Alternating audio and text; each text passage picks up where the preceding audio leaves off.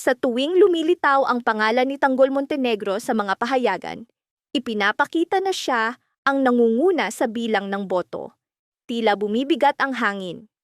Ang kanyang presensya ay parang babala ng isang bagyong matagal nang iniiwasan ng mga tao. Sa San Dimas, dumating si Maritz, puno ng takot at determinasyon. Nanginginig ang kanyang puso nang humarap siya kay Santino. Hindi nagpaligoy-ligoy si Santino. Sa unang tingin pa lang, bakas sa kanyang mga mata ang tao ng naipong galit. Galit na hinaluan ng matinding dalamhati sapagkat nawala ang kanyang asawa at mga anak na buong buhay niyang minahal. Mariin niyang tinanong kung nasaan si Tanggol Montenegro at bakit siya itinatago ni Marit. Naniniwala siyang si Tanggol ang pumatay sa kanyang pamilya at walang paliwanag o dahilan ang makapapawi sa dugong nakadikit sa pangalang iyon. Kalmado, ngunit matatag ang sagot ni Marit. Sinabing walang sala si Tanggol Montenegro. Bawat salita ay may bigat ng konsensya ng isang ina. Alam niya ang tunay na katotohanan, ngunit natatakot sa mga kahihinatnan ng pagbubunyag nito. Nagbigay siya ng pahiwatig na sa likod ng trahedya ay may mas malalim na misteryo. Hindi lamang nakatali sa isang pangalan kundi maaaring magwasak sa marupok na sistema. Ngunit tumanggi si Santino na maniwala. Para sa kanya, bawat salita ni Maritz ay kasinungalingan, isang sabwatan upang protektahan ang mamamatay. Mariin niyang idineklara na walang kwentong mapagkakatiwalaan mula sa mga taong ang konsensya ay nadungisan na ng dugo ng kanyang pamilya. Sa sandaling iyon, lalo pang lumalim ang agwat sa pagitan ni Santino at Maritz. Samantala, sa ibang lugar, tahimik ngunit mapanganib na tunggalian ang naganap kina Roberto at Pungay.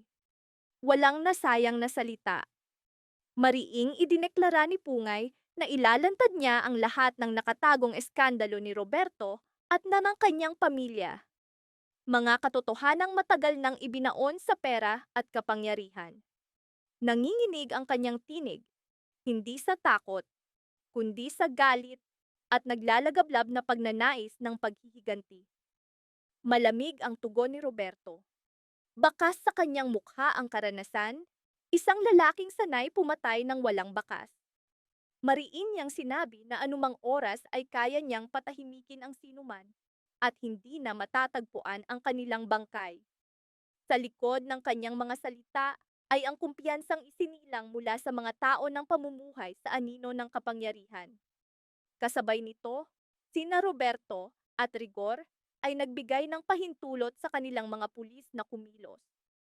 Walang nakasulat na utos, ngunit malinaw ang layunin, gamitin ang dahas upang buwagin ang pagtitipon na naging sagisag ng pag-asa ng mga taong sawang-sawa na sa kasinungalingan. Kumalat ang sigaw, kaguluhan, at takot sa mga lansangan. Sa di kalayuan, narinig ang tinig ni Miguelito, puno ng desperasyon. Mariin niyang idineklara na hindi dapat makuha ni Tanggol Montenegro ang posisyong matagal na niyang hawak at handa siyang gawin ang pinakamarahas na hakbang upang pigilan ito. Tahimik ngunit maingat, alam ni Tanggol ang bawat galaw ni Miguelito. Siya at ang kanyang mga kasama ay palihim na sumunod sa sasakyan ni Miguelito, nakihalo sa tao. Sa bawat segundo, bumibilis ang tibok ng kanyang puso. Hindi sa takot, kundi sa bigat ng responsibilidad na hindi na niya matatakasan. Alam niyang, sa sandaling iyon, hindi lamang ang kanyang buhay, kundi ang kinabukasan ng buong pamayanan ang nakasalalay sa kanya. Sa huli, bumasag sa katahimikan si Commissioner Medina. Mariin niyang idineklara na panahon na upang malaman ng lahat na ang tunay na nagwagi ay si Tanggol Montenegro. Ngunit bago pa man tuluyang umabot sa tainga ng mga tao ang kanyang mga salita, umalingaw-ngaw ang mga putok ng baril. Sa desperasyon, binaril siya ni Miguelito, pilit na pinipigil ang katotohanan magpakailanman. Sa gitna ng kaguluhan, lumitaw si Tanggol. Walang pag-aatubili.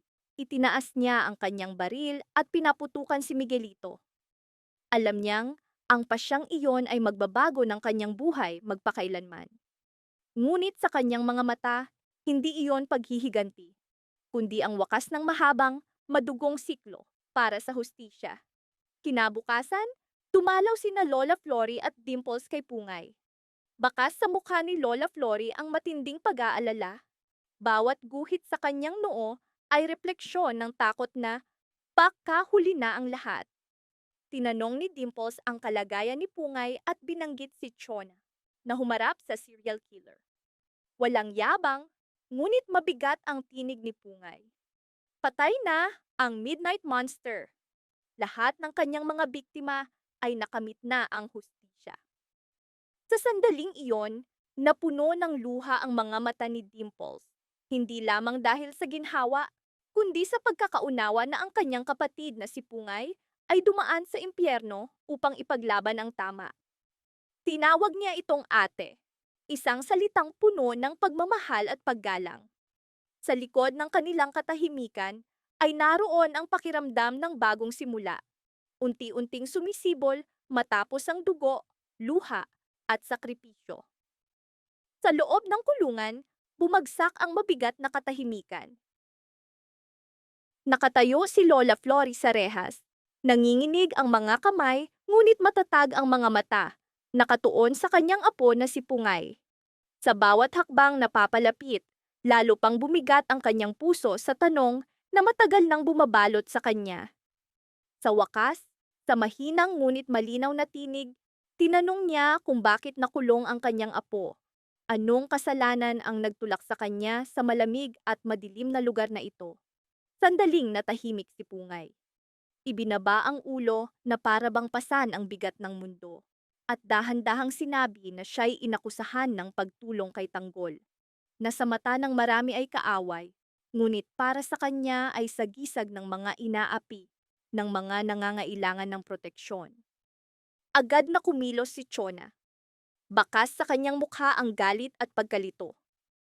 Wika niya, walang ebidensya, walang sapat na testimonya upang ikulong si Pungay, ngunit mariing umiling si Pungay. Para sa kanya, mas mabigat ang konsensya kaysa sa tanikala at rehas. Inamin niyang dahil sa kanya, maraming kasamahan ang nawala. Sa pagtulong kay Tanggol, maraming nadawit, maraming buhay ang nawala. Sa kanyang paningin, ang makatarungang kaparusahan ay ang kulungan, bilang kabayaran sa lahat. Hindi matanggap ni Chona ang kanyang sinabi. Lumapit siya sa rehas at mariing sinabihan si Pungay na huwag magsalita ng ganoon. Nahahanap siya ng paraan upang palayain siya. Ngunit nanatiling matatag si Pungay. Hiniling niyang huwag na siyang ipagtanggol, sapagkat lalo lamang madaragdagan ang kanyang mga kasalanan. Sa matinding emosyon, nakiusap si Pungay sa kanyang kapatid na umalis. Bumalik sa probinsya, iligtas ang sarili mula sa mga gerilyang patuloy na nagdadala ng takot. Para sa kanya, sina Chona at Lola Flory ang huling kanlungan sa kanyang buhay at ayaw na niyang madawit pa sila sa panganib. Mariing tumutol si Lola Flory. Tinanong niya kung ano ba talaga ang nais ni Pungay, magtatago ba sila at iiwan ang lahat? Wika niya, hindi ito ang apo na kanyang pinalaki. Hindi ito ang Pungay na may matibay na paniniwala at matapang na puso. Sa mga salitang iyon, ipinikit ni Pungay ang kanyang mga mata at muling sumulpot ang mga mukha ng mga nasawi sa kanyang alaala. Wika niya, napakaraming pinsala na ang nagawa. Napakaraming dugong dumanak dahil sa pagtulong kay Tanggol. Ngunit hindi natinag si Lola Flory. Mariin niyang pinaalala na bilang isang pulis, tungkulin ni Pungay na ipagtanggol ang mga inaapi at inaabuso, tulad ni Tanggol, na walang armas at patuloy na hinahabol ng mga gerilya. Sa mga salitang iyon, dahan-dahang itinaas ni Pungay ang kanyang ulo. Sa unang pagkakataon, kumislap sa kanyang mga mata ang bahagyang pagdududa at pag-asa. Tahimik na nakinig si Dimples, saka nagsalita. Wika niya, hindi nag-iisa si Pungay. Marami na ang lumalaban sa mga gerilya at kumakalat na ang katotohanan sa social media. Unti-unting, nagigising ang mga tao, nagtitipon ng tapang upang harapin ang kawalan ng katarungan. Dagdag ni Lola Flory. Dahil sa tapang ni Pungay, ay nagkakaroon sila ng lakas. Mula sa kanyang determinasyon, ay natututo silang lumaban. Sa sandaling iyon, unti-unting sumilay ang liwanag sa mga mata ni Pungay, liwanag ng pag-asa, muling nagtuturo sa kanya kung paano tumindig. Bawat sakripisyo ni Pungay ay parang apoy, nagbibigay liwanag sa dilim. Muling nagsalita si Chona, mariin ang tinig. Wika niya, hindi dapat mawala ng pag-asa si Pungay, sapagkat darating ang araw na siya'y magiging malaya. Magkakasama nilang haharapin ang mga gerilya, lalaban hanggang makamit ang hustisya. Sa mga salitang iyon, hindi na napigilan ni Pungay ang kanyang mga luha. Sa tinig na puno ng pasasalamat, nagpasalamat siya sa kanila, bagaman mabigat pa rin ang kanyang puso sa sakit at pagsisisi. Ramdam niyang walang nag-iwan sa kanya, walang tumalikod. Nakatingin kay Lola Flory. Sinabi niyang ang kanyang lakas ay nagmumula kay Lola Flory. Mula sa kanyang pananampalataya at determinasyon, ay natututo siyang manatiling matatag sa gitna ng takot at pagkakasala. Pinalaan ni Pungay ang lahat na mag-ingatan sa isa't isa sa mundong puno ng panganib. Lalo niyang pinaalala kay Chona na tiyakin ang kaligtasan nina Lola Flory at Dimples, sapagkat kung may masamang mangyari sa kanila, hinding-hindi niya mapapatawad ang sarili. Ngumiti si Lola Flory sa kabila ng luha. Sa tinig na puno ng pagmamalaki, sinabi niyang ipinagmamalaki niya si Pungay, sapagkat sa kabila ng lahat ng pagsubok ay hindi siya lumihis sa tamang landas. Para sa kanya, iyon ang tunay na sukatan ng tapang at dangal. Sa loob ng kulungan, sa gitna ng kawalan ng katiyakan, isinilang ang isang tahimik, ngunit matatag na pag-asa. Liwanag ng pag-asa na hindi madaling mapapawi ng takot o karahasan. Sa isip ni Pungay ay malinaw. Nasaan man ang kanyang ama, tiyak na ipinagmamalaki siya nito. Ang tinig na iyon ay umalingaw-ngaw sa kanyang loob habang dalawang anino ang dahan-dahang naglaho sa madilim na pasilyo. Mariing nagpasya si Pungay sa kanyang sarili na nauunawaan na niya ngayon ang kahulugan ng lahat ng sakripisyo ni Pukit, ang lalaking naging haligi ng kanyang pananampalataya. Kahit nakakulong kasama si Vice, hindi niya kailanman nakita ang kahinaan sa mga mata ni Pukit. Sa halip, sa bawat pagsubok ay lalo pang tumibay ang kanyang tapang. Lumaban sila, laban sa mga gerilya, alam na bawat hakbang ay maaaring maging kapalit ng kanilang buhay. Ngayon, nakatayo sa katahimikan, ipinikit ni Pungay ang kanyang mga mata. Mula sa kanyang mga labi ay lumabas hindi isang sigaw, kundi isang mapagpakumbabang panalangin. Panalangin puno ng mabigat na panananagutan at malalim na pananampalataya. Sa sandaling iyon, nanalangin si Pungay na siya'y patnubayan sa mga darating na laban, sapagkat alam niyang hindi sapat ang tapang kung walang direksyon. Nangako siya sa sarili at sa alaala ng mga mahal sa buhay na nawala, na ipaglalaban niya ang hustisya para sa kanilang kamatayan. Anumang halaga ang kapalit. Sa kabilang panig ng lungsod, sa masikip na silid na halos mahirap huminga, dahil sa dami ng mga taong nagtatago, mahinang nagsalita ang asawa ni Ben. Humingi siya ng paumanhin, ipinakita ang maliit na sulok ng bahay, at sinabing doon muna sila magsisiksikan. Bakas sa kanyang tinig ang takot at pag-aalala, idinagdag na kapag dumating ang oras ng pagtakas, tawagin siya upang maisara ang pinto. Ngunit mariing tumanggi si Tanggol. Nakataas ang kanyang tindig, matatag ang mga mata, at sinabi niyang hindi sila aalis sapagkat wala na silang ibang mapupuntahan. Para sa kanya, ang pagtakas ay pagtalikod sa responsibilidad na matagal na niyang tinanggap. Mapait ang tugon ng asawa ni Ben. Wika niya, nakakaawa ang kanilang kalagayan, parang mga daga na walang lungga, takbo ng takbo mula sa isang lugar patungo sa iba. Bakit pa raw nila sinimulan ang pakikipaglaban sa mga gerero? Kung hinayaan na lamang nila, marahil ay nanatiling payapa ang kanilang buhay. Bawat salita ay nagbunyag ng takot na isinilang mula sa mga taong sanay yumuko upang mabuhay. Tahimik na nakinig si Tanggol, sa kamariing sumagot, wika niya. Kung walang tatayo laban sa mga gerero, walang magbabago sa buhay ng tao. Ang katahimikan na hinahanap ng ilan ay bunga lamang ng takot at pagkabulag.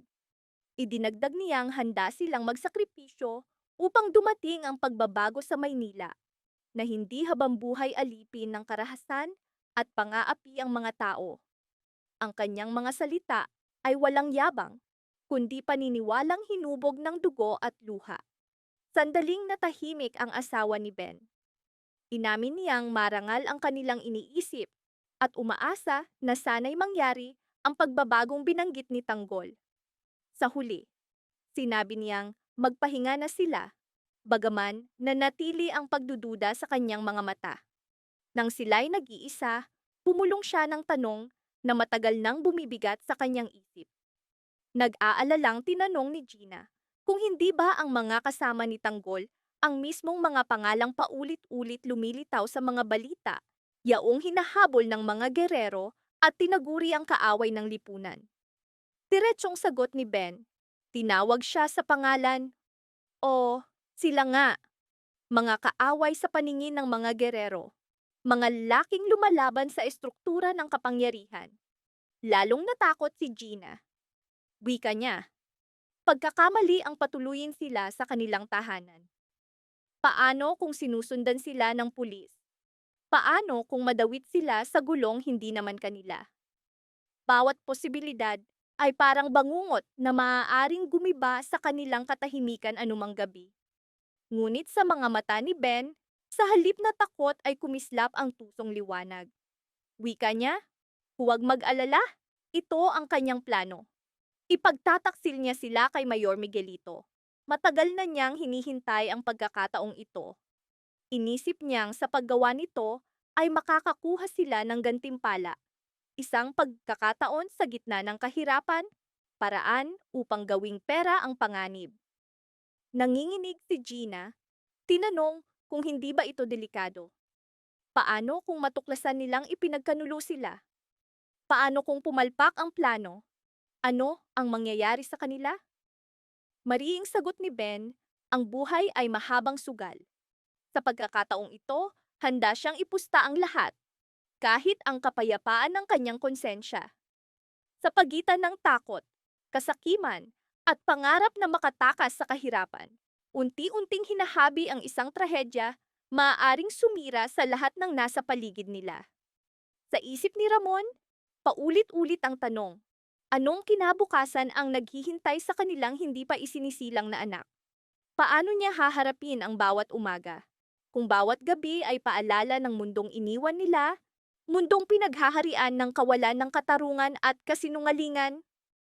Sa bawat pintig ng puso at mabigat na paghinga, lalong naging malinaw na ang laban ay hindi lamang para sa kanilang kaligtasan, kundi para sa mas malalim na dahilan. Kailangan niyang maihatid ang hustisya para sa kamatayan ni Supremo, ang taong naging sagisag ng tapang at pananampalataya. Ang kanyang alaala ay patuloy na humihingi ng hustisya sa katahimikan ng gabi. Kaya't pinatigas ni Ben ang kanyang puso, pinatahimik ang bahagi ng sarili na may awa, at sa galit at determinasyon ay mariing sinabi, wala ng awa para sa kanila, sapagkat sa kanyang paningin sila'y malupit, at para sa mga susunod na henerasyon, wala silang puwang. Samantala, sa isang sulok ng maliit na silid, dahan-dahang nagpasalamat si Ennern kay Ben. Maingat niyang hinaplos ang kasuotang ibinigay sa kanila. Ang kanyang tinig ay puno ng pagod at pasasalamat. Isang simpleng salamat, hinaluan ng hiya at bahagyang pag-asa. Bahagyang ngumiti si Ben, nakaramdam ng kaunting ginhawa nang sabihin niyang mabuti at kasya ang mga damit. Ngunit agad na kumunot ang kanyang noo, sapagkat alam niyang ang munting tulong na ito ay bahagi lamang ng mas malaking panganib. Kaya't agad niyang tinanong kung saan sila pupunta at bakit sila maagang bumangon, sapagkat sa kanyang dibdib ay may hindi maipaliwanag na pangamba. Diretsong sagot ni Tanggol, walang paligoy. Pupunta sila sa City Hall, maghihintay doon, umaasang mahuhuli si Mayor Miguelito sa tamang oras. Sa pagbanggit ng pangalan ni Miguelito, biglang bumigat ang hangin. Ang pangalan mismo ay sagisag ng banta at takot. Hindi napigilan ni Ben ang sarili at tinanong kung sigurado ba sila sa planong ito. Kaunti lamang sila, ngunit alam niyang napakalawak ng puwersa ng pulisya sa Maynila at hindi ordinaryong kaaway ang kanilang kalaban. Doon nagsalita si Ramon, puno ng determinasyon at dalamhati. Wika niya, kung hindi sila kikilos, walang mangyayari. Hindi sila maaaring manahimik habang unti-unting nilalamon ng takot ang kanilang pananampalataya. Sa kabila ng lahat, hindi pa rin umatras si Ben. Mariin niyang binalaan na huwag silang lumapit ng husto sa apoy, sapagkat tiyak na sila'y masusunog. Para bang hinuhukay nila ang sariling libingan sa pagtutol ng direkta sa makapangyarihan. Binanggit niyang ang mga gerero ay hindi ordinaryong kaaway. Sanay sila sa dugo, sa paghasik ng takot, at sa tahimik na pagwasak ng mga buhay. Tahimik na nakinig si Tanggol. Ngunit nang siya'y nagsalita, mabigat ang kanyang tinig, puno ng pasya. Wika niya, alam nila ang lahat, ang mga panganib at ang mga posibleng kahihinatnan. Ngunit para sa kanya, iisa lamang ang tanong. Sino ang mabubuhay sa Maynila? Sila o ang kanilang mga kaaway? Sa kanyang mga mata ay bakas ang halong tapang at pangungulila. Isang lalaking handang ipusta ang lahat, sapagkat naniniwala siyang may hangganan ang pag-urong. At darating ang oras na kailangan ng tumindig, kahit nanginginig ang tuhod. Sa gitna ng tensyon, unti-unting naghahanda ang buong lungsod. Para sa malaking rally na magaganap sa Maynila, napuno ang mga lansangan ng bulong at lihim na mga yapak. Bawat hakbang ay may halong takot at pag-asa. Ngunit hindi nakasama si Tindeng. Siya'y naghihintay kay Maritz na nagtungo sa San Dimas upang makipagkita kay Santino. Mabigat ang kanyang paghihintay, puno ng pangamba, sapagkat bawat minuto ay maaaring magdala ng mabuting balita o tuluyang gumiba sa kanilang mga plano. Nagpasya si Roda na manatili sa tabi ni Tindeng. Ang kanyang tahimik na desisyon ay nagpakita ng lalim ng kanilang ugnayan at bigat ng responsibilidad na magkasama nilang pasan. Samantala, umalis si Congressman Leo, dala ang sariling kalkulasyon at nakatagong motibo.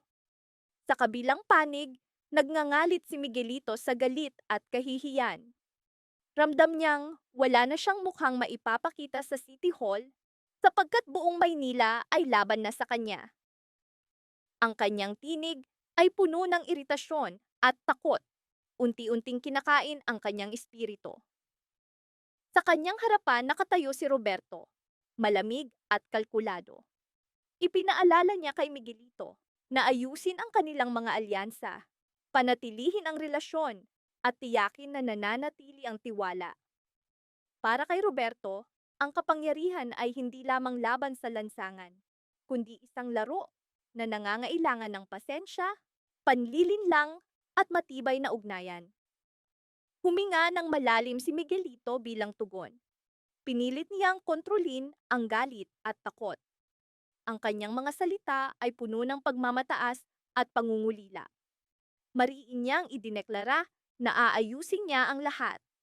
Ngunit sa likod ng matapang na pahayag ay isang pinunong unti-unting guguho sa sariling mga pasya. Samantala, naghihintay ang Maynila sa katahimikan. Para bang huminto ang paghinga ng lungsod, handa sa sandaling sumabog ang tensyon at magpasya kung sino ang mabubuhay at sino ang babagsak. Mariing iginiit ni Roberto na kailangan nilang mauna sa City Hall. Mabigat ang kanyang tinig, bagaman sa loob ay may nakatagong pangamba. Pika niya, kay di magiba lamang siya magsasalita, isang dating kakilala, ngunit ngayon ay hindi natiyak kung kaibigan o kaaway. Habang naglalakad ang grupo, lumingon si Roberto. Ang kanyang isip ay patuloy na nagkakalkula. Hanggang saan niya kayang ipusta ang sarili sa planong ito? Paulit-ulit na bumabalik ang tanong, tama ba ang kanilang nilalakaran o unti-unti silang nilulunod sa kaguluhan na sila mismo ang lumikha? Tinanong ni Demagiba si Paul kung nadagdagan na ba ang seguridad, lalo na matapos ang mapanganib na sagupaan kay Tanggol. Sagot ni Paul, oo, mas maraming pulis at bodyguard na ang nakatalaga sa kanila. Ngunit hindi niya binanggit ang takot na tahimik na nanininirahan sa kanyang dibdib. Malinaw sa mga mata ni Ben ang takot, na kahit sa lahat ng paghahanda, maaaring hindi pa rin sapat. Mariing bulong ni Roberto, halos pabulong, na kailangan nilang kumilos ngayon. Bawat segundong nasasayang ay maaaring magdala ng panganib sa Maynila. Ang kanyang mga salita, maaaring mawala sa ating mga kamay ang Maynila, ay tumusok sa hangin na parang patalim, lumikha ng katahimikan na mabigat at nakakasakal. Hindi na naitago ni Ben ang kanyang pangamba. Wika niya, napakadelikado ng kanilang plano at tinanong kung sigurado ba sila sa pasyang ito. Ang kanyang tinig ay puno ng pag-aalala at malasakit. Para bang pinipigilan ang kaibigan na tumalon sa madilim na bangin.